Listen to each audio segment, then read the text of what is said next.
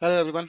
In my last video, I had discussed about Catalyst Optimizer, and during that video, I had mentioned that I will create a new video for how AQE helps in the running of the query in a more performant manner.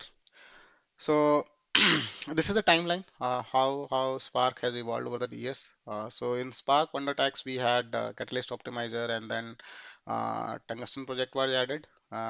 So Catalyst Optimizer, we have already seen there are a lot of rules that we do that gets executed, and Tungsten project also is something to do with the whole stage code generation part. We have seen that how it works. Then in Spark 2.x, there was a cost-based optimizer was added. This calculates the best plan based on the cost of CPU and I/O. So this is there. And then Spark 3, it introduced AQE, which is an adaptive query engine. The challenge that was there with cost-based optimizer was it used to rely on the stats at the beginning of the job. So during the jobs, if stats were not updated, or if for some reason if the stats, let's say Hive queries, we are running Hive jobs with, sorry, not Hive jobs, we are querying we are running Spark job with Hive Metastore, and for some reason if the Metastore doesn't have the latest stats available of that particular table or column, uh, this cost-based optimizer used to fail in that case. And also, for example, let's say we have a scenario where let's take the example of a broadcast join. So Hive table says that the table says that it is, let's say, table size is more than, let's say, whatever is the threshold set is higher than that. But what we are actually doing in Spark is when we read, let's say we add a filter on that particular table. But because that during the initial planning phase, it took the stat which was present in the metastore. It said it is, let's say, 50 MB, which is greater than the threshold. It will not use a broadcast join at that time. Although we had filtered rows from that table, and that filtered data set is very small, let's say it is below 10 MB, but still it was not using broadcast join because the stats were not updated. So one way was to forcefully refresh the stat and then rerun the job, or or one approach was to persist that particular job.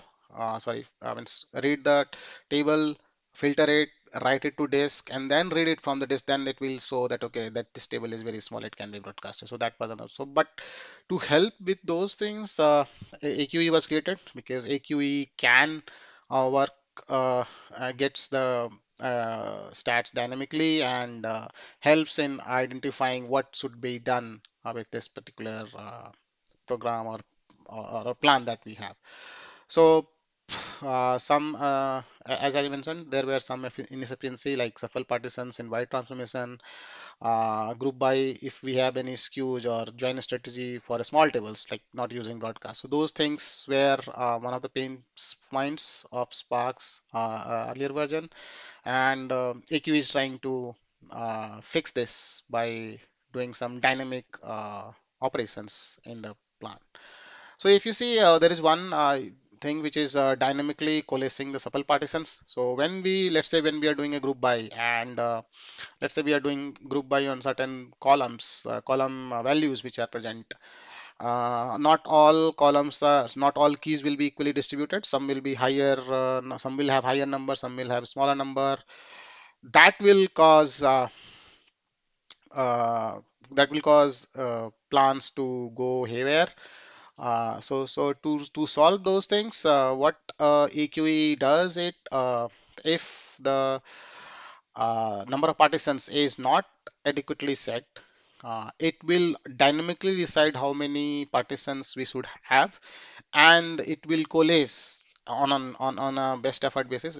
If it is not able to coalesce, it will not do, but it will try best to fit the smaller partitions into one larger partition with the size that is required, or that is of the optimal. So in this case, if you see, what we are doing is, uh, we had this kind of distribution where this key had, let's say, 120 MB, so that remains as it is, but the smaller ones are, for example, this one, 60 plus 35 and 18.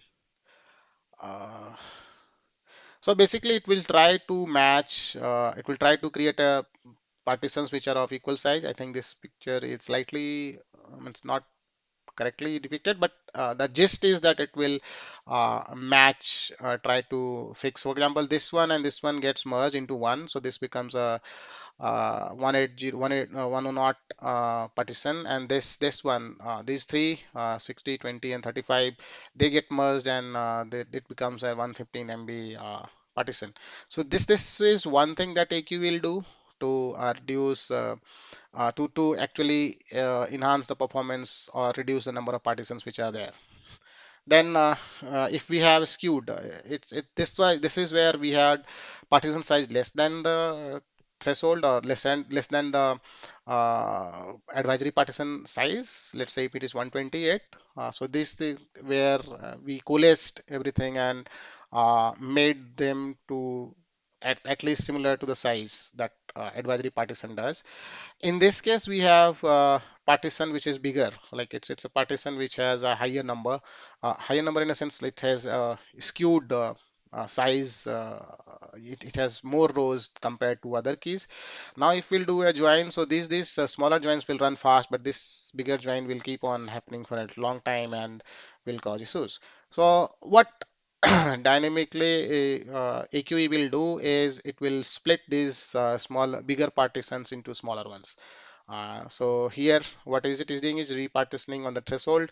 Let's say if we have the threshold of 256, it will try to break those partitions which are lower than those 256 number, and then it will do a join. So and it will be replicated. So see, this actually solves the problem of having a skewed partition. So that's where the EQE helps us in in handling skews.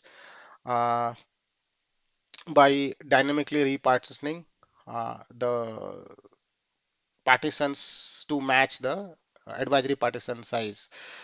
Then AQE also does switch the join strategies dynamically based on the number of based on the size that we have. For example, in this case, the example which is there earlier, it was using a sort merge join. If we see here, it is using a sort merge join operations.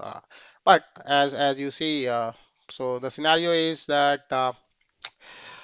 we have joined the last table with a smaller table, and that had duplicate records. So the size was very big, but we applied a distinct on the smaller table, so the size goes down under 10 to 20 MB, which is below the threshold of Spark's broadcast join threshold. But as I was giving the example earlier, because the stats are not updated, it still considers the stats of while it read, not after that.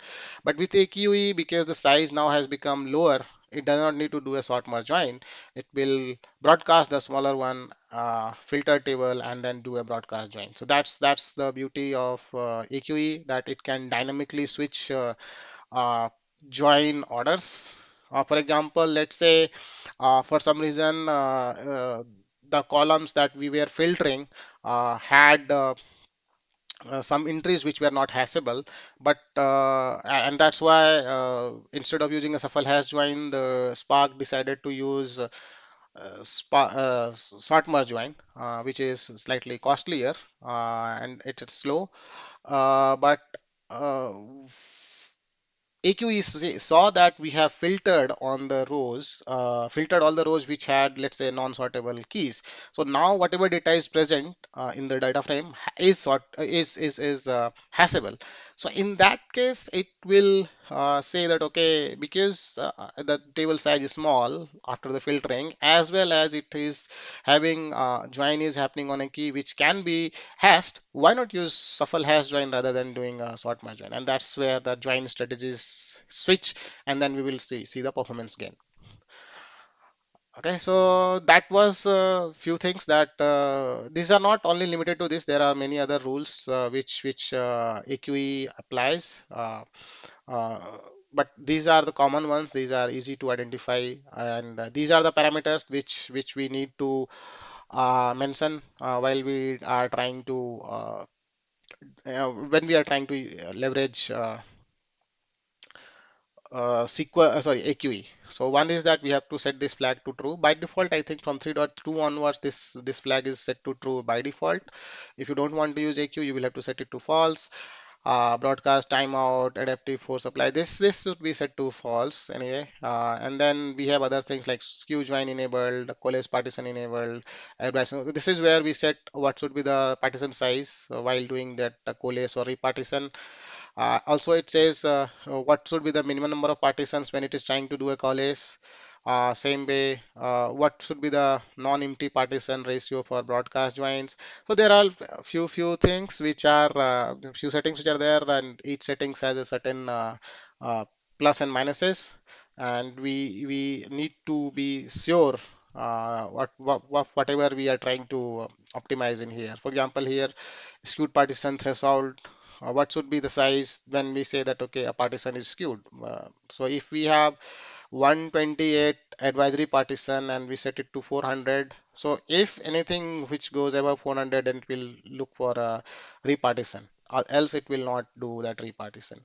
So these are certain rules, and if we want to disable certain rules of AQE, for some reason, if we see that is causing a problem, as I mentioned, I have seen those cases, and I have explicitly excluded few rules in AQE to disable that optimization, which was causing a lot of plan generation and making the driver go down. So I excluded those rules using this flag, and the job works fine. Uh, so there are less step. As I mentioned, it was not only that these are the strategies, these are the optimization that AQ does. There are few others which are less talk, but which is there. So one is demote broadcast hash join. So it what it does, it will add a hint basically to not to use a broadcast if there are too many empty partitions in that case. And then there is one which is eliminate join to empty relation. So whenever there is a join that is happening, and to find out, instead of doing a what you called cross node join, it will simply fall back to a local relation check the to do an empty. Uh, so this is another uh, thing which is there, and also some optimizations are for CBO is also getting added, so that based on CBO, the stats that we are there, that can also help in. As of now, it says join reorder is done based on CBO.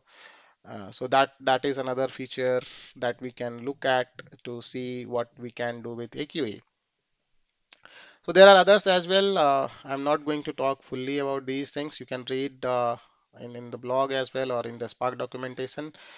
Basically, when we have filters which are filtering results on empty relations, there is no that there is no data, there is no point of doing an skip by sorry, there is no point of doing a group by operation in there. So it will simply skip all those group by operations in there.